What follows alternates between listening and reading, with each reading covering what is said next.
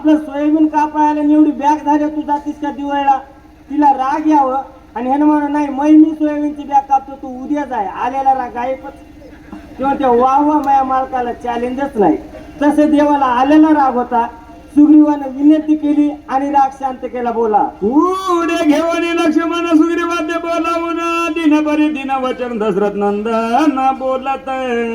त्यावेळेस माझ्या भगवान परमात्म्यानं स्वतःचा जो काही असणारा भाऊ आहे भावाला मांडीवर घेतलंय आणि मांडीव घेऊन आदिन परी दिन वचन.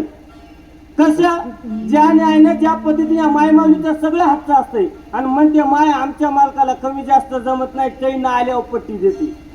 आणि टीच्या डब्याचं सट घ्यायला की गोवा शेताला गेले असतं म्हणते मालक 5 डबे घेतले 5, म्हणजे सगळं हातात असावं आणि हातात नसल्यासारखं दाखवावं. आदिन परी दिन वचन. माझा भगवान परमात्मा काही सर्वसामान्य आहे का? हा वृक्षाचं पान हालन एवढी ज्या भगवंताची सत्ता आहे तो भगवान परमात्मा सर्व हातचा असावं आणि काही द्यायचं घ्यायचं परमार्थाला म्हणायचं नाही नाही आमच्या आत्याबाईच्या माघारी चट काही जमत नाही.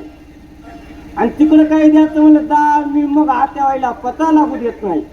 तसं माझा भगवान परमात्मा काय म्हणते ऐका. सुग्रीवा बरीच विनंती तू अवंतक मित्र कार्याती तुझे उपकार किती मी वचन युक्ती बोलावे.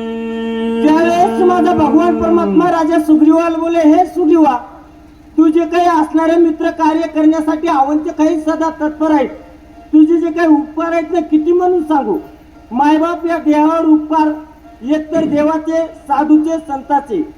देवानं काय उपकार केले उपकार